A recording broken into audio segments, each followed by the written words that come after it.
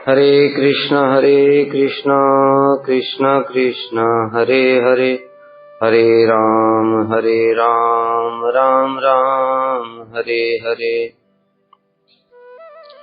श्री बृहद भागवतामृतम द्वितीय खंड प्रथम अध्याय हम लोग सुन रहे थे। गोप कुमार के गुरुजी ने उनको मंत्र जप करने के लिए कहा और मंत्र की महिमा भी बताई। उसके अतिरिक्त उनको आशीर्वाद दिया कि तुम चिरंजीवी रहोगे और जो जो तुम्हारी इच्छा होगी वो सभी इष्ट पूर्ति इस मंत्र के द्वारा सब सिद्ध हो जाएगा। इस प्रकार से वो गुरु की आज्ञा को मान करके विशेष रूप से उनकी गुरु की आज्ञा को बलवान जान करके उनकी आज्ञा अनुसार प्रतिदिन मंत्र जप करने लगा। जो मंत्र में शक्ति है वो गुरु जी की कृपा है। अगर गुरु जी कृपा नहीं करेंगे तो मंत्र जपते रहो तो भी कुछ नहीं होगा। बताए ना, ये चिन्मय वस्तु है। यो मंत्र सा गुरु साक्षात। गुरु जी ने जो मंत्र दिया स्वयं गुरु जी का स्वरूप है। अगर गुरु जी ही रुष्ट हो गए तो फिर मंत्र क्या काम करेगा। इसलिए गुरु की संतुष्टि सबसे प्रधान है। गुरु और वैष्णवों की संतुष्टि ही भक्ति है। एक वाक्य में अगर पूछा जाए भक्ति क्या है, गुरु और वैष्णवों की संतुष्टि ही भक्ति है। अगर ये संतुष्ट है तो भक्ति हो गई, हृदय में प्रकाशित हो जाएगी। अगर ये संतुष्ट नहीं है तो फिर कुछ भी करने से भी कुछ नहीं होगा।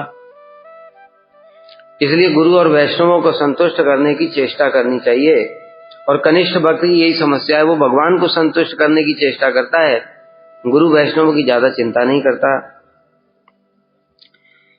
यहाँ पर श्रील भक्ति विज्ञान भारती गोस्वामी महाराज जी एक बड़ा सुंदर उदाहरण दिया करते थे। वो कहते थे कि रत्नाकर दस्यु को नारद जी ने मंत्र प्रदान किया। क्या मंत्र दिया? राम। लेकिन उसके अनर्थ इतने ज्यादा थे कि राम नाम उसके मुख से ही नहीं निकला। तो फिर उन्होंने कुछ ट्रिक अपनाई। अब ट्रिक अपनाई, क्या ट्रिक अपनाई कि वहां पर कोई मरा हुआ पड़ा था। पशु कहते ये कैसा हुआ कि ये मरा हुआ है, तो कहते ठीक है मरा मरा ही जपो। अब ये बताओ, मरा ये तो मंत्र नहीं है, लेकिन इसी से सिद्धि क्यों हो गई? कारण है गुरु आज्ञा। महाभागवत जो गुरु हैं उन्होंने जो आदेश प्रदान कर दिया तो वो मरा मरा से ही सिद्धि हो गई। यद्यपि नाम की महिमा कम नहीं है, किंतु गुरु की कृपा के बिना वो नाम भी सिद्धि नहीं देगा, ये मुख्य बात है। और फिर उल्टा नाम कैसे सिद्धि दे सकता है? तो नारद जी की आज्ञा मान करके मरा मरा जपने से हो जाएगा? कहते हाँ हो जाएगा। बस गुरु वचनों में इतनी दृढ़ श्रद्धा कि उसके बाद उन्होंने कभी पीछे मुड़ करके देखा नहीं और सीधे जपना शुरू कर दिया। मरा मरा मरा मरा वही जपते रहे, हजारों साल तक जपते रहे जब तक उनका जीवन रहा। फिर वो अगले जन्म में वाल्मीकि बने। तो इसलिए जो काम किया वो गुरु आज्ञा ने काम किया। महाराज जी कहते थे बड़ा विशेष विचार है। और यहाँ पर ये गोप कुमार के प्रसंग में इसका शास्त्रीय प्रमाण है। यहाँ पर देखो स्पष्ट रूप से लिखा हुआ है, विशेषतः उसकी सिद्धि के लिए उसी प्रकार संकल्प पूर्वक में मंत्र जप करता। इष्ट सिद्धि के लिए गुरुदेव की आज्ञा को ही विशेष रूप से बलवान जानकर उनकी आज्ञा अनुसार प्रतिदिन मंत्र जप करने लगा। गुरु की आज्ञा को बलवान जान करके, मंत्र को बलवान जान करके नहीं। मंत्र सभी जप कर रहे हैं किंतु गुरु के वचनों में विश्वास नहीं है, गुरु के प्रति श्रद्धा नहीं है, गुरु के प्रति शरणागति ही नहीं है। इसलिए मंत्र भी काम नहीं कर रहे। मंत्र तो वही है, यही मंत्र ब्रह्मा जी को मिला था, नारद जी को मिला, परंपरा में व्यास जी को मिला, महाप्रभु को प्राप्त हुआ। महाप्रभु को क्या प्राप्त होगा? वो तो स्वयं मंत्र के अधिष्ठात्र देवता हैं, वह कृष्ण हैं। लेकिन परंपरा में जगत के जीवों को शिक्षा देने के लिए वो भी एक साधक की भांति मंत्र जप कर रहे हैं। किवा मंत्र दिला गुसाई, जपते जपते मैं पागल हो गया। और हम जपते जपते पागल तो कुछ नहीं होंगे क्या? अनर्थ ही बढ़ते जा रहे हैं। क्यों? गुरु और वैष्णवों के प्रति श्रद्धा ही नहीं है, ये विश्वास ही नहीं है कि ये मंत्र सब गुरु साक्षात, ये गुरु हरि स्वयं। इसलिए यहाँ बड़ी विशेष बात है कि जो मंत्र है वो तभी सिद्धि प्रदान करेगा जब गुरु के प्रति इस प्रकार से दृढ़ श्रद्धा होगी। अतः तस्मिन् महाराजे कालम प्राप्ते अस्य सुनूना ज्येष्ठे नाथ विरक्तेन राज्यम अंगीकृतम न तत्।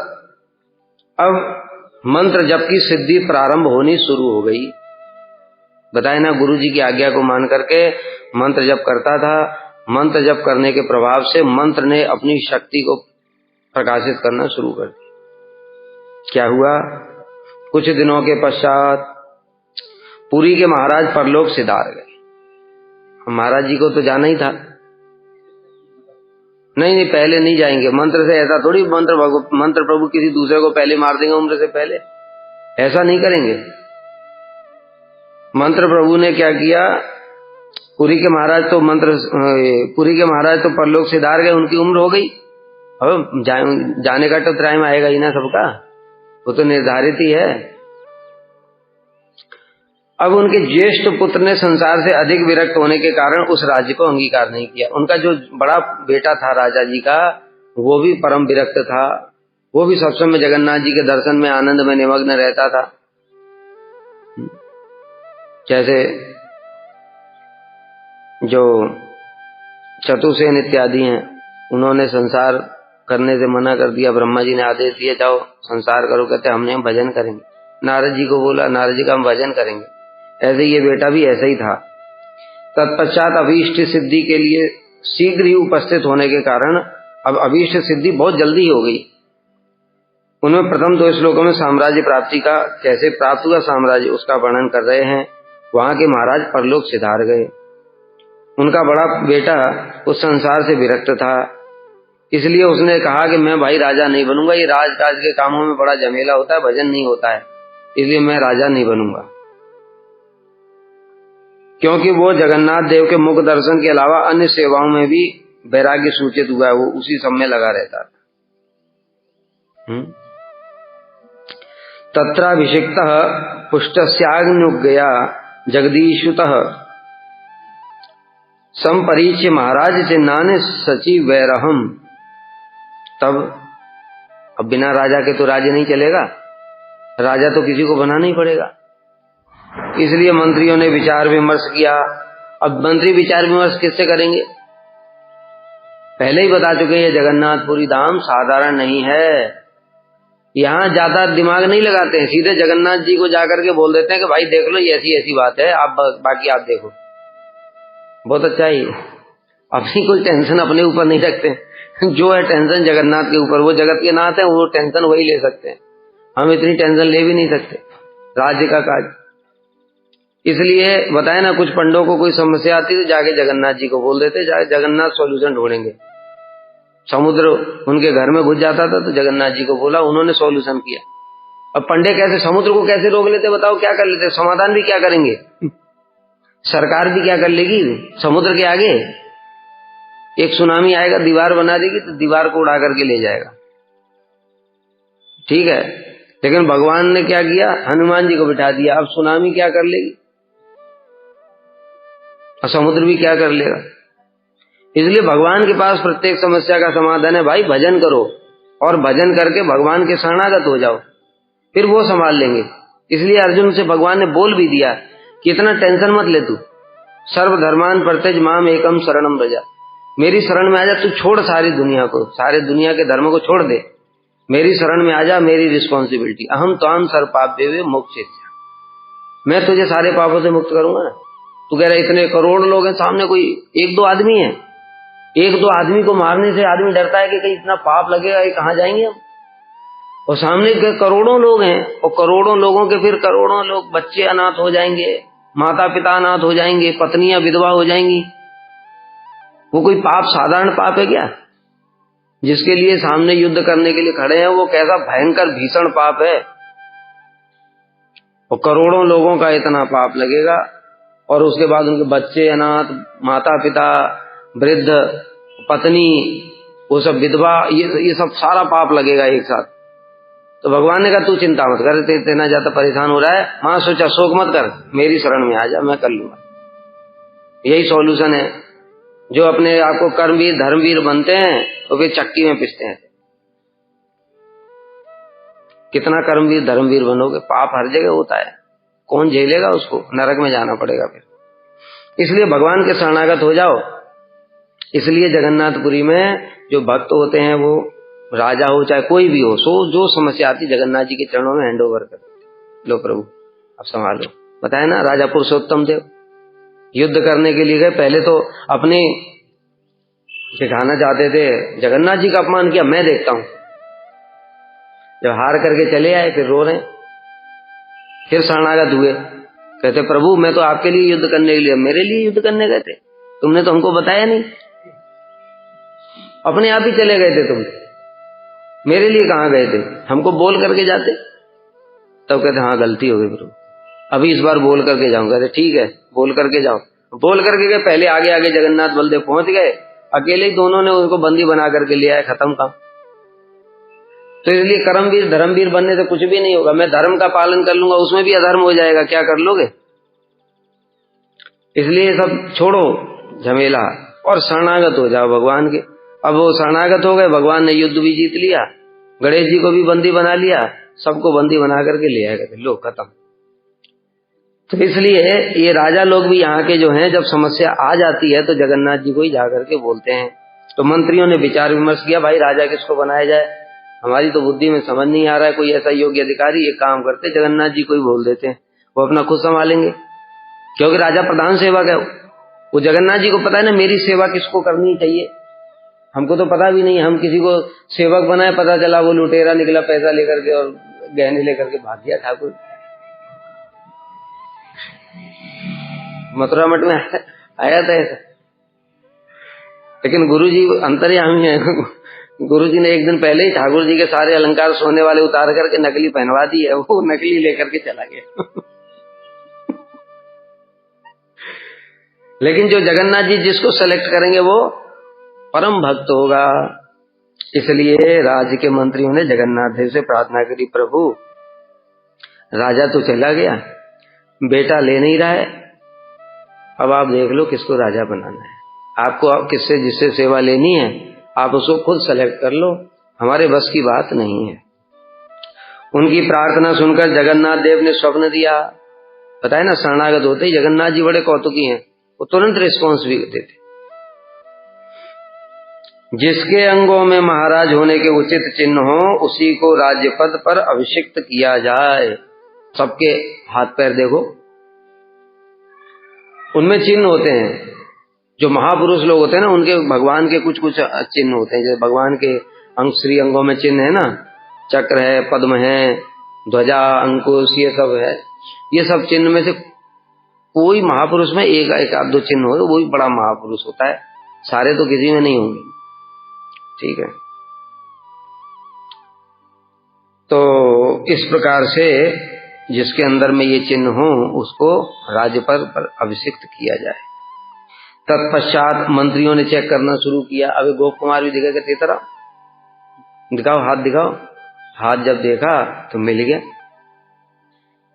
और गोपाल मंत्र तो इधर शक्ति प्रकाशित कर ही रहे थे। गोपाल मंत्र ने इसकी अभीष्ट सिद्धि के लिए और इसको राजा बनाना ही था। इधर जगन्नाथ जी तो गोपाल है, मंत्र किसका है? जगन्नाथ जी का, कृष्ण का मंत्र है ना। कृष्ण का मंत्र जप रहे, कृष्ण का ठीक है तुम मेरी सेवा करना चाहते हो, आ जाओ। बस हाथ में मिल गया। अंगों में उचित चिन्ह होने के कारण मुझे ही राज्य पद पर अभिषिक्त कर दिया। अब यहाँ पर श्री सनातन गोस्वामी टीका में कह रहे हैं किस कारण से मुझे राजा बनाया। सुनो, मंत्रियों ने महाराज चक्रवर्ती के समस्त लक्षणों की पूर्ण परीक्षा द्वारा सारी परीक्षा करके देखी, अर्थात मुझ में राजा होने के उचित चिन्हों को देखकर उन्होंने मुझे ही राज्य पद अभिषिक्त कर दिया। इसमें यद्यपि लिखा नहीं है, हो सकता है उसके बाल्यकाल में चिन्ह ना भी रहे हों, लेकिन गोपाल मंत्र जपने से भगवान को उसको ही राजा बनाना है, सेवा देनी, हो सकता है उसी समय प्रकट हो गए, ये भी हो सकता है। कुछ तो लिखा नहीं है सनातन गोस्वामी, तो कुछ भी संभव है। हो सकता है मंत्र की शक्ति से चिन्ह आ गए हों, मंत्र की शक्ति से क्या नहीं हो जाता है। तो ये चिन्ह देख करके मुझे ही राजा बना दिया। तो कोई आपत्ति कर सकता है कि एक विदेशी, यानी कि ये तो राज्य का भी नहीं था, राजा का कोई रिश्तेदार भी नहीं था, तो एक विदेशी को कैसे राजा बना दिया, और वो भी एक निष्किंचन मतलब ये इसके बाद तो कुछ खाने पीने रहने की भी सुविधा नहीं थी। ये तो दूर देश से आया था, जगन्नाथ जी के दर्शन करता था, मंदिर में थोड़ा प्रसाद मिल जाता था, ऐसे ही जीवन यापन चल रहा था। कह रहे राजमंत्रियों ने विचार किया कि जो राजा का ज्येष्ठ पुत्र है वो सब समय जगन्नाथ जी के मुख्य दर्शन में ही आसक्त रहते, वो भी गोप कुमार की तरह भक्त, और वो सब समय जगन्नाथ जी के दर्शन करता रहता था बेचारा। और जो जगन्नाथ जी के दर्शन कर रहा है फिर उसके पास में राज्य का संभालने के लिए कहाँ है टाइम। अच्छा भी नहीं लगेगा उसको, कोई मंत्री लोग आ जाएंगे, चोर आ गए, महाराज इसने चोरी करी, क्या ये सब सुनना पड़ता है, फालतू की बात है। जो भक्त लोग हैं उनको ये सब बातें अच्छी थोड़ी लगती है। उनको बना दो किसी पद पर और उसमें डिसीजन लेना हो, तो क्या झमेले हैं यार, भगवान का भजन छोड़ करके इनकी बातें सुनते रहो चारों सब समय। तो इसलिए वो राजा का बेटा ऐसा ही था, संसार से सर्वथा विरक्त होने के कारण पुत्र भी राज्य कर नहीं सकता था। और फिर उन्होंने, क्योंकि पहले मंत्री लोग कहाँ देखेंगे, जगन्नाथ जी ने आदेश प्रदान किया तो मंत्री लोग कहाँ चेक करेंगे, सबसे पहले राजा के घर में चेक करेंगे। राजा के पुत्र और राजा के जो चाचा ताऊ मामा नाना नानी सब जितने रिश्तेदार हैं उनके बेटा बेटी सब हैं, बेटा उन सबके पुत्रों को चेक किया गया, किसी में वो लक्षण ही नहीं निकले। फिर महाराज के अन्य बंधुओं के अंगों में भी महाराज के उचित लक्षण नहीं पाए जा रहे। इस प्रकार विचार करके जगन्नाथ जी से जब प्रार्थना करी तो उन्होंने कहा, स्वप्न में आदेश दिया। यहाँ पूरी बात श्लोक में नहीं लिखी है लेकिन टीका में श्री सनातन गोस्वामी बता रहे हैं स्पष्ट, कह रहे हैं अभी गोवर्धन से जो मेरा भक्त गोप कुमार यहाँ पर निष्किंचन रूप से रह रहा है वही महाराज बनने के योग्य है। जगन्नाथ जी ने स्पष्ट ही बोल दिया, टीका में श्री सनातन गोस्वामी ने बताया कि गोप कुमार ही वो वहां पर जो, अब क्योंकि वो तो बहुत लंबे समय से रह रहा था तो लोग जानते हैं उसको भी, ठीक है ना, अभी उसको लोग जानते हैं, इसलिए वो जो आया है गोवर्धन से वही मेरा राजा बनने का योग्य है, उसी को राजपद पर अभिषिक्त करो, अथवा जिसके अंगों में राज चिन्ह हो उसी को राजा बनाओ। जगन्नाथ देव के इस आदेशानुसार मंत्रियों ने मेरे अंगों में समस्त राज चिन्हों को देख करके मुझे ही राजपद पर अभिषिक्त कर दिया, और अभी कोई ऑब्जेक्शन भी नहीं ले सकता है। नहीं तो ऐसे क्या होगा, इतना राजा, थोड़ी सी संपत्ति के लिए पिता की और बेटों में झगड़ा हो जाता है, केस चलता है, बेटा बेटी दोनों आपस में एक दूसरे को वो कह रहे आधी मेरी पूरी मेरी है, ऐसे झगड़ा चलता है। तो इतना बड़ा राज्य पद पूरा, उसके लिए कितना झगड़ा होगा, लेकिन अब कोई झगड़ा नहीं कर सकता। कारण क्या है, जगन्नाथ जी ने बोला है, ठाकुर जी स्वयं बोल रहे हैं, अब किसकी हिम्मत है। इसलिए यही बात है, अभी देखो विशेष बात यही है, तिकड़म फिकड़म कर करके जैसे तैसे राजपद तो ले लोगे, मेंटेन कौन करेगा बेटा, फिर कोई दूसरा आएगा उठा करके मार करके भगा देगा। लेकिन जो भगवान की कृपा से प्राप्त हुआ, देखो कौरव लोग इतना सारा छल कपट ये सब कर करके राज्य तो प्राप्त कर लिया, भोग किया कभी, और दूसरी ओर पांडव बेचारे जंगल में रहे, कुछ नहीं, भगवान ने उनको दिया, कहते लो तस्मात् उत्तिष्ठ यशो लभस्व जित्वा शत्रुन भुंच राज्य समृद्धम, उठो मैंने तो इनको पहले ही मार दिया, तुम निमित्त बन जाओ और इन शत्रुओं को जीत करके समृद्ध राज्य का भोग करो। पूरी पृथ्वी के एक छत्र सम्राट भगवान ने बनाया, अब किसी की हिम्मत है उसकी तरफ देखने की, कोई दूसरा व्यक्ति उस राज्य की तरफ देख नहीं सकता। व्यक्तियों की बात छोड़ो, देवता भी नहीं देख सकते, क्योंकि कृष्ण ने दिया है, कृष्ण ने स्वयं दिया। अब कोई अगर किसी ने ले लिया तो वो उस व्यक्ति के ऊपर बात नहीं आएगी जिससे लिया, कृष्ण से है, कृष्ण के ऊपर मैंने दिया था, किसने छीन लिया, अच्छा ब्रह्मा जी ने छीना, चलो इनको इनके पद से हटाओ, दूसरा ब्रह्मा बिठाओ, ब्रह्मा जी की अपनी गद्दी खतरे में आ जाएगी। इसलिए मनुष्यों और देवताओं की तो बात ही छोड़ दो। इसलिए देखो हिरण्यकश्यपु ने अपने कर्मवीर बनता था, मैं इतनी कठोर तपस्या की, न भूतो न भविष्यति, ब्रह्मा जी ने भी वरदान दिया, न भूतो न भविष्यति, तीनों लोगों का राज्य ऐसे जैसे करके पूरा ले लिया, चैन से भोग ही नहीं पाया। छोटा सा बालक उससे ही शत्रुता करने लगा, टेंशन में ही रहता है, इतना राज्य प्राप्त करके भी इतनी टेंशन में आ गया, इसके पास क्या शक्ति है, मेरी शक्ति तो इसके सामने कुछ काम नहीं कर रही है, न तो ये डरता है न बदलता है, मेरी भ्रकुटी से देवता लोग भी कांपने लगते हैं, इसको कुछ फर्क नहीं पड़ता है, इसके पास कौन सी शक्ति है। अब टेंशन में ही रहता है दिन रात, तीनों लोगों का राज्य लेकर भी टेंशन में रहता है। और अंत में क्या हुआ, भगवान ने उसको मार मूर करके फेंक दिया, चीर फाड़ करके, और प्रहलाद जी को राज्य दे दिया। अब प्रहलाद को जो राज्य दिया, अब किसी की हिम्मत है उसकी देखने की? बताओ, देवता भी देख सकते हैं उसकी तरफ? तो फिर ऐसा वरदान प्राप्त करके भी निष्कंटक राज्य नहीं कर पाया। और दूसरी ओर भक्तों को भगवान ने दिया राज्य, लो भोग करो, किसी की शक्ति नहीं उसकी ओर देख भी ले। इसलिए यहां पर भी जगन्नाथ जी का आदेश है। जगन्नाथ जी ने बोला कि उसको राज्य दे दो, राजा बना दो गोप कुमार को। अब कोई ऑब्जेक्शन नहीं उठा सकता।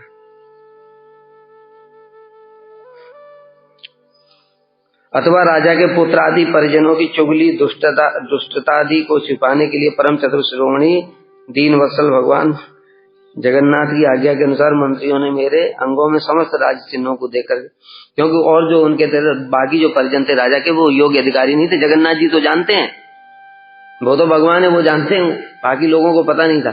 तो जगन्नाथ जी ने सोचा कि इन लोगों की दुष्टता को ऐसे ही छुपाया जा सकता है, किसी और को योग बना, नहीं तो ये राजा बन जाएंगे तो फिर इनका प्रकाशित हो जाएगी इनकी महिमा सारी, कि राजा बन करके अभिमान हो गया, उल्टे सीधे काम करते हैं, ये सारा राज्य चौपट हो जाएगा। और यहाँ का जो राज्य है पुरी का, वो जगन्नाथ जी की इच्छा से चलता है। इसलिए मुझे राजपद दे दिया। महाराज के लक्षणों के संबंध में श्रीमद् भागवत में चक्रवर्ती शकुंतला के पुत्र के रूप में भरत के संबंध में वर्णन है। उनके हाथ में चक्र, दक्षिण हाथ में, और दोनों चरणों में पद्म कोश का चिन्ह था। जो ये थे ना, शकुंतला किसकी पुत्री थी?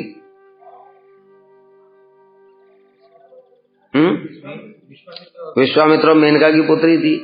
अब विश्वामित्र जब मेनका चली गई तो विश्वामित्र को फिर से वैराग्य हुआ कि मैं इतनी कठोर तपस्या 60,000 साल की चौपट कर दी इसने, इसलिए वो पुत्री को भी छोड़ करके चले गए। फिर उसको पुत्री को पाला, एक ऋषि थे उन्होंने, कर्ण ऋषि, उन्होंने पाला। फिर उसके बाद में ये जो दुष्यंत थे राजा, हस्तिनापुर के राजा थे, ये दुष्यंत गए थे वन में आखेट करने के लिए। वहीं शकुंतला से प्रेम हो गया, उन्होंने गंधर्व विवाह कर लिया और उसके बाद में लौट आए। अब वो शकुंतला अपने जो पति हैं उनके चिंता में बैठी हुई थी, सखियों के साथ में बातचीत कर रही थी, पति की चिंता में बैठी हुई थी। उसी समय दुर्वासा ऋषि आ गए, उसने देखा ही नहीं, पति की चिंता में बैठी थी। तो जब दुर्वासा ऋषि आ गए तो उसे प्रणाम नहीं किया। अब जानते हो दुर्वासा ऋषि का तो काम क्या है, फिर क्रोध आ गया। भगवान की लीला में कुछ ना कुछ नया करते हैं दुर्वासा ऋषि। क्रोध आ गया, साथ दे दिया, अरे जिसकी चिंता में बैठ करके तू मुझे ही भूल गई, तेरा पति तुझको ही भूल जाएगा। बस हो गया। अब बेचारी बड़ी परेशान हो गई, फिर क्षमा मांगने लगी। तो कहा ठीक है, उसने कोई जो तुमको निशानी दी है वो निशानी देख करके फिर से उसको याद आया। तो जाते टाइम राजा अंगूठी दे गया था। अब इस प्रकार से जब काफी समय बीत गया तो फिर वो शकुंतला जो जा रही थी नाव में राजा से मिलने के लिए, और वो रास्ते में अंगूठी जो है वो उसकी निकल करके और नदी में गिर गई। और राजा तो भूल गया साप से, उसको तो साप लग गया था शकुंतला को दुर्वासा का कि वो तो भूल जाएगा, तो भूल गया। अब ये पहुंची, कहती मैं आपकी पत्नी हूं। कहता कौन सी पत्नी? मान न मान मैं तेरा मेहमान। उसकी भी गलती नहीं है, शकुंतला की भी गलती नहीं, दोनों अपनी अपनी जगह ठीक है, विधि का विधान है। इसलिए अब वो क्या करे, बेचारी अपमानित होकर के लौट आई। अब वो जो मछली थी उसको मछुआरे ने पकड़ा, मछुआरे ने पेट चीरा तो अंगूठी मिली। अब उसने कहा ये तो बड़ी जबरदस्त अंगूठी है भाई, राजा की अंगूठी थी, हीरा वीरा लगा होगा उसमें, कोई राजा थोड़ी वो सोने की भी पहनते थे, कितनी महंगी महंगी राजा पहनते थे, वो पृथ्वी के सम्राट थे वो सब। अंगूठी को बेचने गया, इससे बेच करके मैं मछली मारना बंद और मौज करूंगा। बेचने गया तो वही खरीदने वाला था, उसने पहचान लिया तो राजा की अंगूठी है। उसने राजा से शिकायत कर दी, सैनिक पकड़ के ले गए उसको, कहते महाराज जी आपकी अंगूठी चुराया इसने। राजा ने कहा दिखाओ। कहते जैसे ही अंगूठी देखी तो उन्होंने वरदान भी दिया था कि जब वो अंगूठी देखेगा तो पहचान लेगा। तो उसको याद आया, अरे तो शकुंतला को दी थी। अब जो दुष्यंत है फिर वो गए वहां शकुंतला को लेने के लिए। तब तक ये भरत जी का जन्म हो गया। तो भरत जी का जन्म हो गया तो अभी तो आश्रम में जा ही रहे थे, तो इन्होंने एक बड़ी आश्चर्यजनक घटना देखी। छोटा सा बालक 3-4 साल का, और शेर के मुंह में ऐसे हाथ दे करके, शेर के बच्चे के मुंह में हाथ दे करके उसके दांतों को गिनता है। बच्चे तो छोटे होते उनको क्या पता इसके देखे कितने दांत हैं। तो दुष्यंत ने देखा इतना प्रतापी बच्चा, ये अभी इस बाल्यकाल में ऐसे सिंह के साथ में खेल रहा है, सिंह के बच्चे के साथ में। तो पूछा ये कौन है, तो कहती कि माँ के, मुझे उसने बताया मेरी माँ यहीं पास में है। पहले तो पिता का नाम पूछा, कहते पिता का नाम मुझे पता नहीं, मैं माता जी के पास में रहता हूँ। फिर ले गया तो शकुंतला के साथ में फिर वो मिलन हुआ, फिर उनको लेकर के आए, वही भरत बने।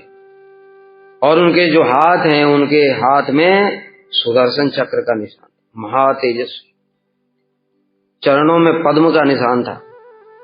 इतने तेजस्वी थे, उन्होंने, उनका वर्णन आता है कि गंगा जी जहां से प्रारंभ होती है और जहां तक खत्म होती है उसके किनारे इतने अश्वमेध यज्ञ किए। यमुना जी जहां से प्रारंभ होती, जहां पे खत्म होती, वहां पे इतने अश्वमेध यज्ञ किए। सारी पृथ्वी पर इतने यज्ञ कर डाले, उनके तेज के से तो देवता भी डरते थे, इतने तेजस्वी थे पूरी पृथ्वी के एक छत्र सम्राट। तो इस प्रकार से जो महापुरुष होते हैं वो साधारण नहीं होते, उनके अंदर भी भगवान की शक्ति का संचार होता है। इस कारण से, नहीं तो ऐसे कोई जीत थोड़ी लेगा देवताओं को भी। तो इसलिए उनके अंदर में ये दिव्य गुण थे, वैसे ही गोप कुमार के अंदर भी थे। तो इसलिए गोप कुमार को देख करके उसको राजा बना दिया। विविधा वर्धितास्तस्य मया पूजा महोत्सव विशेषतो महायात्रा द्वादशात्रापि गुंडीचा। अब गोप कुमारी जी राजा बन गए। राजा प्रधान सेवक होता है, और गोप कुमार जी की इच्छा क्या थी, मैं जगन्नाथ जी की बड़ी सेवा करूं। सेवा के लिए राजा बनना चाहते थे, जगत के भोग करने के लिए राजा नहीं बनना चाहते थे। इसलिए जगन्नाथ जी ने इतनी जल्दी उसकी इच्छा भी पूरी कर दी। अब राजा होकर विविधा वर्धितास्तस्य, जो राजा पहले पूजा करता था, यद्यपि हमने बताया ना कि जगन्नाथ जी के तो वैसे ही साल भर महोत्सव चलते, 12 महीने में 12 महोत्सव। फिर कोई उत्सव इत्यादि आ जाता है, जैसे बसंत पंचमी है, रथ यात्रा है, डोल है, और ये सब जितने भी उनके अलग उत्सव होते हैं। 3 प्रकार के उत्सव बताए थे। एक तो जो नित्य प्रति चलते हैं, उसके बाद किसी विशेष उत्सव में होते हैं, और कभी कोई विशेष उत्सव भी होता है। ऐसे करके 3 प्रकार के उत्सव बताए थे। 12 महीने में जो डोल आदि 12 महायात्रा होती है, उनको और बढ़ा दिया। मतलब जैसे उत्सव में पहले जो चलता था, उसके ऐश्वर्य को और बढ़िया। मान लो पहले 10-20 लोग ही जाते थे डोली लेकर के, अब ये राजा बन गया, कहता नहीं 108 लोग जाएंगे। जैसे प्रभुपाद जी ने जब धाम की यात्रा प्रकाशित की, उस समय 108 मृदंग, सोचो कितने बड़ी बात है, 108 मृदंग, हमारी कल्पना से भी परे की बात है। हाथी के ऊपर में महाप्रभु विराजमान, महाप्रभु सबसे आगे चल रहे हैं हाथी के ऊपर विराजमान होकर के, और 108 मृदंग वादक कीर्तन करते हुए हरे कृष्ण महामंत्र। सोचो कहां ध्वनि ब्रह्मांड को भेद करके गोलोक तक पहुंची होगी। महाप्रभु भी सुन करके आनंदित हो गए होंगे। 5000 से अधिक लोग और कीर्तन करते हुए जा रहे थे, ऐसा विशाल।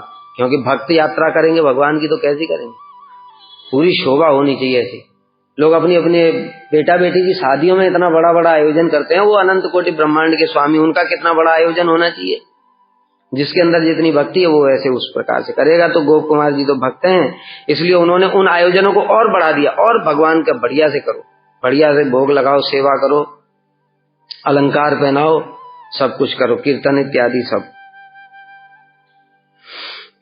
मैंने साम्राज्य पद प्राप्त करके जगन्नाथ के विविध महासेवा पूजा रूप महोत्सवों को पहले की तुलना में अधिक से अधिक जितना उनके लिए संभव था सब करो ठाकुर जी का। विशेषतः फाल्गुन आदि 12 मासों में 12 महोत्सव हमने बताए थे उस दिन, 12 अलग अलग वेश बताए थे। हर महीने में भगवान के अलग अलग प्रकार के वेश होते हैं, अलग अलग महोत्सव होते हैं। दोल महोत्सव, दमनक पुष्पादि महोत्सव, सुगंधित चंदन यात्रा होती, जब इसमें चंदन सरोवर चंदन जल में स्नान यात्रा, रामनवमी की अभिषेक यात्रा।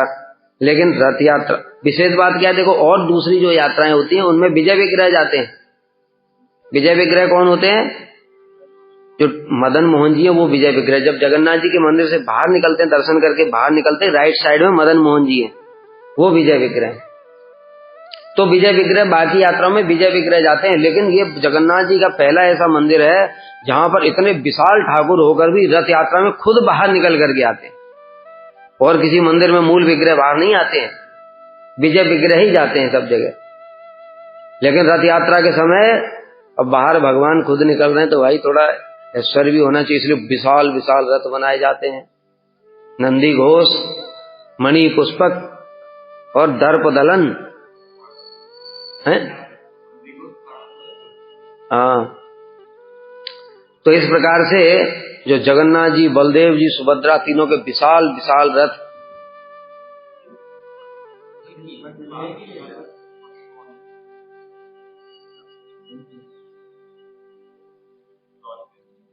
तो इस प्रकार से जो जगन्नाथ जी के विग्रह हैं, विजय विग्रह मदन मोहन जी, वो जाते हैं यात्राओं में। चंदन यात्रा, हेरा पंचमी में तो लक्ष्मी जी जाती हैं रथ पर विराजमान होकर के, शयन एकादशी। और देखो जगन्नाथ जी की लीला भी कैसी कैसी है, रथ यात्रा, फिर हेरा पंचमी, ये सब बड़ी विचित्र विचित्र लीलाएं करते हैं। शयन एकादशी, पार्श्व एकादशी, जन्माष्टमी, वामन द्वादशी, लंका यात्रा, उत्थान एकादशी, ओणम षष्ठी, पुष्या, मकर संक्रांति, बसंत पंचमी, ये सब 12 महीने में 12 अलग अलग उत्सव बताए गए हैं। ये जो महोत्सव होते थे उन सबको पुरुषोत्तम क्षेत्र में संसार भर से लोगों के आगमन के उद्देश्य से और भी अधिक आकर्षक बना दिया। मतलब लोग आए दर्शन करने के लिए, जैसे हमारे गुरुवर्ग हैं, उन्होंने देखो मंदिर में लोग आए दर्शन करने के लिए, ऐसे कितना बढ़िया बढ़िया सुंदर सुंदर भगवान की लीलाओं को बना दिया। ऐसे गोप कुमार ने भी कुछ किया होगा, लोगों के रहने की व्यवस्था करो ठीक से, उनके लिए वो अतिथि गृह बनवाओ, उनमें खाने पीने की कोई कमी नहीं होनी चाहिए। लोग बाहर से आते हैं, उनके लिए रुकने की कोई व्यवस्था नहीं है। पहले तो ये सब होटल नहीं होते थे, तो क्या करेंगे, बाहर से आते तो बड़ा मुश्किल होता था भाई, कहीं पानी बरस गया, कहाँ खुले में सो रहे हैं, बीमार हो गए, पैदल आना पड़ता था।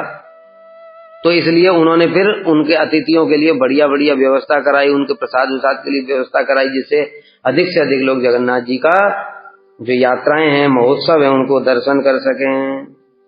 और विशेष रूप से जो गुंडीचा यात्रा, वही जो रथ यात्रा है, महा महोत्सव, जो सारे विश्व में ऐसी यात्रा नहीं है, तो उस महायात्रा को विशेष रूप से समृद्ध कर दिया। गुंडीचा यात्रा सभी लोग जानते हैं, गुंडीचा बाड़ी में जाने के लिए जगन्नाथ का बलराम और सुभद्रा के साथ रथ पर चढ़ करके यात्रा करने का महोत्सव। संक्षेप में ही बता देते हैं क्योंकि ये तो बहुत विशाल है, ये तो रथ यात्रा पूरा ग्रंथ है। गुरुजी ने लिखा है कि रथ यात्रा वास्तव में गुंडीचा का तात्पर्य क्या है। जो इंद्रदुम्न महाराज थे, उनकी पत्नी का नाम गुंडीचा था, और उनको जगन्नाथ जी ने बोला था कि मैं साल में एक बार जरूर तुम्हारे घर पर आऊंगा। इसलिए जगन्नाथ जी वहां से चल करके गुंडीचा के घर में जाते हैं। ये है बाह्य कारण, लेकिन आंतरिक कारण श्री चैतन्य महाप्रभु ने प्रकाशित किया। उन्होंने बताया कि जो श्री मंदिर है, ये है द्वारका का स्वरूप। यहाँ भगवान ऐश्वर्य के साथ लक्ष्मी देवी साथ बनाती ना रसोई, लक्ष्मी जी के साथ में विराजमान रहते हैं। लेकिन उनको ब्रज में बड़ी याद आती है, ब्रज की। कृष्ण जब द्वारका में रहते हैं, इसको द्वारका का स्वरूप बताया गया है। कृष्ण जब ब्रज में रहते हैं, द्वारका में रहते हैं, तो वो ब्रजवासियों की बहुत याद करते हैं, रोते रहते हैं वहां पर। तो ब्रज की याद आती है। अब ब्रज की याद आती है तो वो कैसे ब्रज में जाएं, इसके लिए आइडिया सोचते हैं। पहले सोचते हैं कि ये लक्ष्मी जी से परमिशन लेनी पड़ेगी, ये तो जाने नहीं देगी। इसलिए लक्ष्मी जी से परमिशन कैसे लिया जाए, इनको थोड़ा सेवा दे करके खुश किया जाए। इसलिए 15 दिन पहले वो स्नान करते हैं, महास्नान होता है उसमें जगन्नाथ जी का। उसमें भी मूल विग्रह बाहर आते, मूल विग्रह बाहर आते, उनको स्नान कराया जाता है। और 108 घड़ों से और सैकड़ों सैकड़ों घड़ों से सोने के कलश में और स्नान कराया जाता है भगवान को। अब जब इतना सारा स्नान किया भाई, तो ठंड लग जाती है, ठंड लग जाती तो बीमार हो जाते हैं। बीमार हो जाते हैं तो कहते हैं भाई अब दर्शन बंद है, हम बीमार हैं, अभी दर्शन नहीं देंगे, जब ठीक हो जाएंगे तब दर्शन देंगे। तो इसलिए 15 दिन तक किसी को दर्शन नहीं होता है। वास्तव में बीमारी तो बहाना था, उनको लक्ष्मी जी के साथ समय बिताना है, प्रसन्न करने के लिए उनको, कि अब ये 15 दिन यही सेवा करेंगे, तो सेवा करेंगी तो ये खुश हो जाएंगी, फिर मैं जो इनसे बोलूंगा बाहर जाने के लिए तो मना नहीं करेंगे। इसलिए जगन्नाथ जी 15 दिन तक लक्ष्मी जी के साथ ही रहते हैं। फिर उसके बाद में कहते हैं देखो लक्ष्मी जी, अभी क्या है, इतना दिन हो गया बीमार था ना, ठीक नहीं लग रहा है, थोड़ा बाहर घूमने की इच्छा हो रही है। तो लक्ष्मी जी जाने नहीं देंगी कहीं ये ब्रज में ना भाग जाए। इसलिए मैं एक और दूसरा ट्रिक अपनाऊंगा कि ये बलदेव और सुभद्रा को भी साथ ले जाऊंगा, तो इनको संदेह नहीं होगा कि ब्रज में जा रहा है। इसलिए जगन्नाथ जी कहते हैं कि अपने बड़े भैया बलदेव और सुभद्रा को भी साथ ले जाऊंगा, कि तब लक्ष्मी जी को संदेह नहीं होता बलदेव सुभद्रा है, तब ये ब्रज में नहीं जाएंगे। और इस प्रकार से फिर जगन्नाथ जी बाहर निकलते हैं और हृदय में बहुत आनंद है। क्यों? ब्रज में जा रहे, बहानेबाजी किया लक्ष्मी जी के साथ, जाना तो ब्रज में ही है, क्योंकि उनका मन तो ब्रज में ही रहता है। तो इसलिए रथ पर विराजमान होकर के, और ये गुंडीचा जो मंदिर है ये है वृंदावन। अब जगन्नाथ जी जो कृष्ण है वो द्वारका से वृंदावन की ओर जा रहे हैं। और श्री चैतन्य महाप्रभु ने इन सब भावों को प्रकाशित किया कि जब कुरुक्षेत्र में ये मिलन हुआ, और कुरुक्षेत्र में मिलन होने के पश्चात में जो गोपियां हैं कृष्ण से जब मिली तो कहती हैं कि प्रिय स्वयं कृष्ण सहचरी कुरुक्षेत्र मिले तथा हम सा राधा तदिदम उभयो अंग संगम सुखम तथापि अंत खेलन मधुर मुरली पंचम जुसे मनो में कालिंदी पुलिन विपिनाय स्पृहति। कि हे कृष्ण, आप वही कृष्ण हैं और मैं भी वही राधा हूँ, लेकिन यहाँ पर जो मिलन का सुख है वो नहीं हो रहा है। मेरा मन तो सब समय वृंदावन में यमुना पुलिन पर जब आप पंचम तान में मुरली छेड़ते थे वहां पर मिलन करने के लिए व्याकुल हो रहा है। फिर गोपियों ने अपने मन रूपी रथ पर विराजमान करके कृष्ण को वृंदावन में लेकर के आई। वही जो रथ है मन रूपी रथ, वही यहाँ पर साक्षात रथ है, और वही रथ पर विराजमान होकर के कृष्ण वृंदावन जा रहे हैं। इसलिए जगन्नाथ जी को बहुत आनंद है। और महाप्रभु बहुत आनंदित होते थे उस समय, क्योंकि महाप्रभु राधा जी के भाव में, इस समय राधा जी के भाव में होने के कारण महाप्रभु को बहुत आनंद होता है। जगन्नाथ जी को देखते रहते हैं और जगन्नाथ जी भी उनको ही देखते रहते हैं। जगन्नाथ जी का रथ तो उनके इशारों पर ही चल रहा है। और रथ यात्रा के समय ये भावना आई है कि महाप्रभु ने सोचा ये मेरे लिए चल रहे हैं कि अपने हिसाब से चल रहे हैं, और बस सोच करके महाप्रभु पीछे की ओर चले गए। रथ बंद हो गया, रथ बंद हो गया। बड़ा सुंदर कविराज गोस्वामी ने वर्णन किया है कि महाप्रभु जगन्नाथ मतलब एक कृष्ण है ऊपर रथ पर और कृष्ण है नीचे, लेकिन ऊपर वाले जो कृष्ण है वो तो कृष्ण ही है, लेकिन जो नीचे वाले कृष्ण है वो राधा जी के भाव में है। इसलिए दोनों में खींचातानी रस्साकसी चल रही है। तो वहां पर आया है कि जो महाप्रभु हैं वो महाबलवान हैं, उन्होंने उनको वशीभूत कर लिया, क्योंकि वो राधा जी के भाव में, राधा जी कृष्ण को संपूर्ण रूप से वशीभूत कर लेती है। इसलिए महाप्रभु ने परीक्षा लेने के लिए रथ के पीछे चले गए। जैसे ही पीछे गए रथ बंद, अब चलता नहीं, रस्सी से खींचे जा रहा, खींचता ही नहीं है। सैनिकों को लगा दिया, खींचा नहीं, हाथी लगा दिए तब भी नहीं खींचा। जगन्नाथ जी का रथ अपनी इच्छा से चलता है, खींचेगा कैसे? इसलिए रथ खड़ा हो गया। महाप्रभु संतुष्ट हो गए कि हाँ मेरे इशारे पे ही रथ चल रहा है, और महाप्रभु ने कहा सब हट जाओ, सब हट गए। और महाप्रभु ने पीछे से थोड़ा सा सिर ऐसे लगाया रथ में, और गड़गड़ गड़गड़ गड़गड़ करके रथ भागने लगा। बस महाप्रभु संतुष्ट हो गए। तो ये सब भावों को प्रकाशित किया। ये सब हमारा गौड़ीय संप्रदाय का संपत्ति है। ये भाव ही संपत्ति है भाई, और कुछ संपत्ति नहीं है। इनमें जो डूब गया एक बार, उसको इस जगत में कुछ भी अच्छा नहीं लगेगा। वो सोचेगा कब ऐसी संपत्ति मिले, तब ये लोभ जागृत होगा। इसलिए ये सब बातें सुननी चाहिए। तो इस प्रकार से कहने का मतलब यह है कि जो गुंडीचा मंदिर की जो यात्रा थी वो पहले से भी और अधिक श्रेष्ठ रूप में उन्होंने कर दिया। यहां वर्धिता का अर्थ है समस्त यात्राओं में भी परम श्रेष्ठ रूप से बढ़ाना, अर्थात पहले की तुलना में उन महोत्सवों को अधिक से अधिक ऐश्वर्यपूर्ण और आकर्षक बनाना। पृथिव्या साधव सर्वे मिलता यत्र वर्गशः प्रेमणोन्मत्ता विवेच्यन्ते नित्य गीतादित तत्परा। क्या बता रहे हैं? पृथिव्या साधव, अभी बताए ना। अब राजा बन गया, कौन राजा बन गया? साधु राजा बन गया। और जो साधु को राजा बना दोगे तो वो क्या करेगा? साधु का मतलब क्या है? ईशावास्यमिदं सर्वम यत्किंच जगत्याम। इस जगत में जो कुछ भी है सब कृष्ण की प्रॉपर्टी है, सब कृष्ण के लिए है, कृष्ण की सेवा के लिए है। यही तो साधु है। अब अभी तो वो लगा नहीं सकता क्योंकि वो तो साधु है, लेकिन उसको राजा बना दिया, फिर क्या करेगा? जो वो शास्त्र पढ़ा था कि ये सब कुछ कृष्ण का है, वो सब अब कृष्ण की सेवा में लगा दे। इसलिए अब साधु को, गोप कुमार तो साधु थे, इनको राजा बना दिया।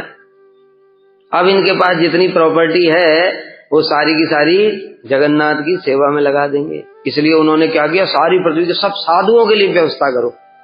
जगत में साधुओं की महिमा है, क्योंकि वो भगवान के निज जन है।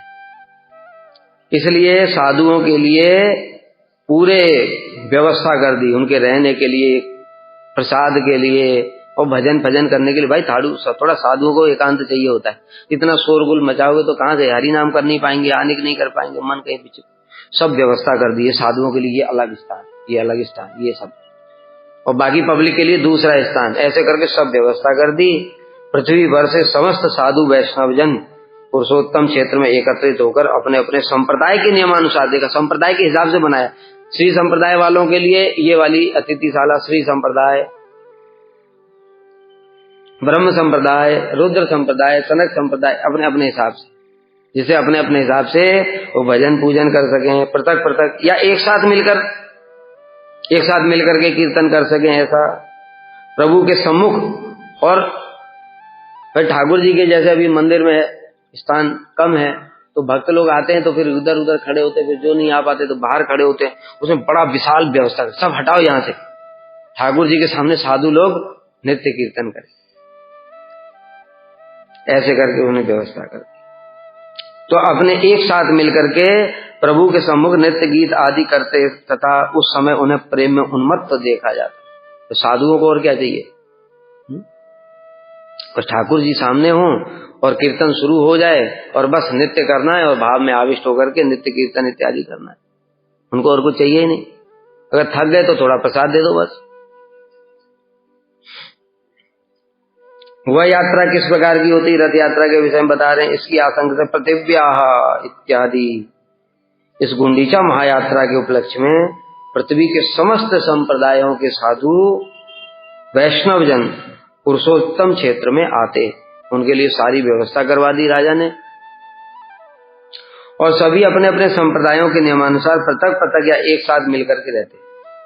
सब व्यवस्था है, कोई एक साथ रहना चाहता है तो एक साथ रहे, अलग रहना चाहता है तो अलग रहे। सब साधु, कई बार होता है ना, हम थोड़ा श्री संप्रदाय वालों से भी थोड़ी बातचीत करें तो उसकी भी व्यवस्था है। तो कहता है हम यहाँ गौड़ी संप्रदाय में ही रहेंगे, अपने गौड़ी लोगों के साथ ही रहेंगे, तो उसकी भी व्यवस्था है। सब उसने, राजा ने सब व्यवस्था कर, क्योंकि वो पहले से साधु था ना, वो सब पता है उसको कि साधुओं को क्या चाहिए। यात्रा के समय वे सब प्रेम के साथ प्रभु के सम्मुख नृत्य गीत आदि करते और विशेष भाव में अत्यधिक निमग्न होने के कारण वैसा करते हुए उन्माद दशा को प्राप्त हो जाते हैं। हमारी तरह साधु नहीं है वो, सब महापुरुष हैं सब, इसलिए उन्मादग्रस्त हो जाते। जैसा बताया ना, इसलिए भक्ति प्रमोदपुरी गोसाई महाराज जी रथ के सामने कीर्तन करते करते आविष्ट हो गए, उनको शरीर की सुध बुध नहीं है। इतना प्रेम में डूब करके कीर्तन करने लगे कि जगन्नाथ जी के पंडे भी उनके साथ में कीर्तन करने लगे। नहीं तो उनके अंदर अभिमान रहता, हम तो जगन्नाथ जी के सेवक हैं, वो किसी को कुछ नहीं समझते। ठीक है, तो इस प्रकार से जो शुद्ध भक्त होते हैं उनका जो भाव जब प्रकाशित होता है तो उसके प्रभाव से जो भी लोग वहां पर उपस्थित होते हैं वो सब भी उस प्रेम का प्रभाव में आ जाते हैं। इसलिए सब वो साधु लोग कीर्तन करते करते, जगन्नाथ जी का दर्शन करते करते और उन्मादग्रस्त हो जाते हैं। मतलब कोई हंस रहा है, कोई रो रहा है, कोई भूमि पर लोटपोट हो रहा है, कोई जय जगन्नाथ ऐसे बोला जैसे महाप्रभु का क्या भाव प्रकाशित हुए हैं। एक एक क्षण क्षण में भाव बदल रहे हैं उनके, बड़ा सुंदर वर्णन किया है। कभी बताया ना, एक भाव प्रकाशित हुआ कि वो थोड़ा मान कर लिया, देखो कृष्ण को मेरे लिए ही चल रहे हैं कि किसी ये मान हो गया। फिर भाव बदला, उद्दंड नृत्य करने लगे, उद्दंड नृत्य करना शुरू कर दिया, धरती कंपित होने लगी। नित्यानंद प्रभु देख रहे हैं चारों तरफ से, 3-3 सर्किल बना रखे, महाप्रभु भाव में आविष्ट होकर के नृत्य कर रहे हैं, कोई उनको स्पर्श ना करे। और उनके नेत्रों से पिचकारी निकल रही है, आंसू नहीं, पिचकारी निकल रही है। वो पिचकारी, नेत्रों से आंसू की पिचकारी जो निकल रही है उसे सारे भक्त लोग भीग गए। और उसके बाद में फिर भाव परिवर्तन हुआ, कुरुक्षेत्र में जो राधा जी का प्रिय स्वयं ये श्लोक गाने लगे, फिर भाव परिवर्तन हुआ, रथ के पीछे चले गए। ऐसे क्षण क्षण में महाप्रभु के भाव बदल रहे हैं। इस प्रकार से जो भक्त लोग हैं ऐसा भाव में आविष्ट होकर के नित्य कीर्तन इत्यादि करते। राज्यम राजोपभोग्यम च जगन्नाथ पदाब्जो समर्पया किंचन त्वेन सेवाम कुर्बे निजेच्छया। फिर क्या किया, मैंने उस राज्य को और राज्य संबंधी सब भोग्य पदार्थों को जगन्नाथ जी के चरणों कमलों में अर्पित कर दिया। पहले ही बताया हमने, साधु है वो क्या करेगा, अभी तो हमारे हाथ में कुछ है नहीं, हम क्या कर सकते हैं, हमसे ही टैक्स वसूला जा रहा है, हम क्या कर सकते हैं, हमारा जो पैसा है वो ठाकुर जी का है, हम तो उसका भोग करते नहीं है। जो भी है तो अपना जो जीवन है, हमारा रोटी कपड़ा बस और दवाइयां, इसके लिए तो 1 रुपया भी फालतू खर्च नहीं करते, उसमें से भी टैक्स काट लेती सरकार। और अगर हमको अगर प्रधानमंत्री बना दिया जाए तो जितना टैक्स हम वसूले सारा का सारा जगन्नाथ जी की सेवा में लगेगा, होगा कि नहीं। तो ऐसे ही ये साधु को बना दिया। अभी साधु को बना दिया तो क्या करेगा, अभी तो बेटा तुम लोग भोग कर रहे थे जगन्नाथ जी की प्रॉपर्टी, अब सारी जगन्नाथ की प्रॉपर्टी जगन्नाथ की सेवा में लगेगी। इसलिए जगन्नाथ जी के राज्य संबंधी सब, मतलब खेती में जो उगेगा तो ठाकुर जी के भोग लगाओ पहले, तब तुम्हारे पास जाएगा। टैक्स दो, टैक्स दो, टैक्स जगन्नाथ जी की सेवा में लगेगा। ठीक है, जो बढ़िया बढ़िया कहीं देखा बगीचे में फल इत्यादि है, टैक्स दो, पहले फल जगन्नाथ जी की सेवा में आएगा, उसके बाद जो बचेगा तुम लोग खा लो। उसको कोई गोप कुमार को कोई खाने की इच्छा नहीं है, वो तो शरीर से ऊपर उठ गए हैं, उनको गुरु जी ने तो ऐसा वरदान दे दिया, शरीर चिन्मय हो गया है, उनको कोई भोग की इच्छा नहीं है, केवल जगन्नाथ की सेवा। जैसे श्री राघव पंडित जी करते थे ना, वो एक दूर दूर से कहीं जो फल इत्यादि होता था तो बड़ा बड़ा सुंदर सुंदर नारियल एक बार लेकर के आए, कहाँ से, राघव पंडित ही थे ना, हाँ नारियल। तो ऐसा कहीं से पता चल जाएगा यहाँ के आसपास में वो पेड़ का नारियल बहुत मीठा होता है, पहले जगन्नाथ जी को लगाओ, उसके बाद जो बचेगा वो तुम बेचो, कोई बात नहीं। तो ऐसे जो राजा, अगर कोई साधु राजा बन जाएगा तो वो क्या करेगा, जहां जहां भी देखेगा बढ़िया कपड़ा कहीं दिखा दुकान में, चलो ठाकुर जी के लिए, ऐसे करके सारी की सारी वस्तुएं बढ़िया बढ़िया सब जगन्नाथ की सेवा में लगा दिया। और अकिंचन होकर के, मतलब उनको कुछ चाहिए नहीं, वो तो शरीर से बहुत ऊपर हैं, उनको तो गुरु जी ने ऐसा वरदान दे दिया, कभी बूढ़ा भी नहीं होगा, मरेगा भी नहीं, कुछ नहीं, इसी शरीर से सिद्धि प्राप्त हो जाएगी। तो ऐसे करके सेवा करने लगे। राज्य इत्यादि श्लोक कह रहे हैं, राज्य और राज्य के उपयोगी सब भोग्य पदार्थों को जगन्नाथ जी के चरण कमलों में समर्पित कर मैं पहले की बात है अकंचन रूप से, राज्य काज की अभी भी उनको कोई टेंशन नहीं है, मेन काम वही है कि बस किस प्रकार से जगन्नाथ जी की सेवा होगी, सारी वस्तुएं जगन्नाथ जी की सेवा में लगाओ, कोई राजा वाजा क्या कर रहा है उस और राज्य से कोई मतलब नहीं, बाकी मंत्रियों को दे रखा है। अर्थात अकिंचन रूप से, मतलब पहले की तरह ही, जैसे पहले रहते थे मंदिर में, बस यही अंतर है कि अभी ब्रांड लग गया, राजा है, पहले वहां बाहर खड़े रहते थे, सेवा नहीं मिलती थी, अब राजा है तो सारी सेवा करेंगे, लेकिन रहते पहले की तरह ही है। ऐसा नहीं कि राज्य काज में लिप्त हो गए, और ये कैसे साम्राज्य विस्तार कैसे होगा, ये खजाना कैसे बढ़ेगा, और ये सब नहीं, ठाकुर जी की सेवा कैसे होगी, बस इतना। तो साम्राज्य संबंधी समस्त अभिमानों को त्याग कर अपनी इच्छा अनुसार जब कोई सेवा करने की इच्छा होती, और भी कुछ सेवा करने की इच्छा, आज जगन्नाथ जी का महोत्सव किया जाए, भंडारा होगा, अब बढ़िया बढ़िया 56 भोग तो रोज ही बनते हैं, कुछ और स्पेशल बनाओ, ऐसे करके तब वैसी सेवा किया करता। इस वाक्य के द्वारा गोप कुमार की राज्य अधिकार और समस्त सेवकों की अध्यक्षता भी प्रमाणित होती, मतलब अपनी इच्छा से मैं जो मर्जी होता था, क्योंकि राजा है वो, जैसे इच्छा होती वैसे सेवा करता।